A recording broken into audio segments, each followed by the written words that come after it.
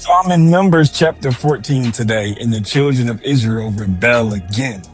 They was talking mad trash about Moses and Aaron. They even wanted to get a new captain of the nation. They wanted somebody who could be a person to lead them back to Egypt. They wanted to go back to bondage. It just makes me think of when the psalmist says that God maketh me to lie down in green pastures. Sometimes God has to make us do what's good. They even wanted to stone Caleb and Joshua when they tried to encourage them. Let me give you some context. Here's what happened. They had just returned from spying out the land that God was going to give them, and they were afraid. They saw that the people of the land were tall. They called them giants and said that they were like grasshoppers to them. The children of Israel said, God, it would be better if you let us die in Egypt or in the wilderness, rather us go to war with these giants and our families die by the sword. Moses and Aaron immediately fell on their faces. They knew that this wasn't going to be good for those who were tempting and provoking God. Then God speaks to Moses. He says to Moses, how long will they provoke me?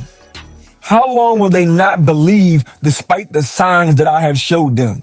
God said, I will smite them with a pestilence that's going to wipe them out. And I'm going to make a new group of people much better than them from you, Moses.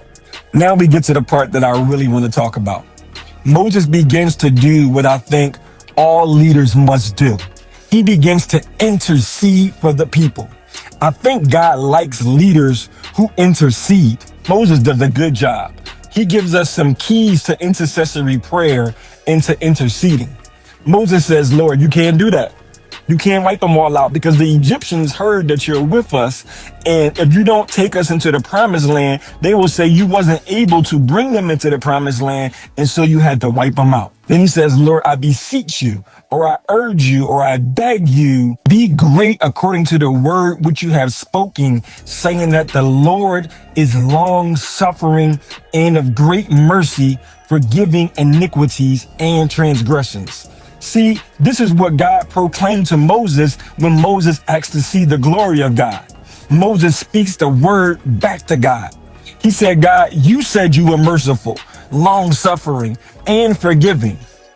Here's the other reason why I think God loves intercessors or intercessory prayer.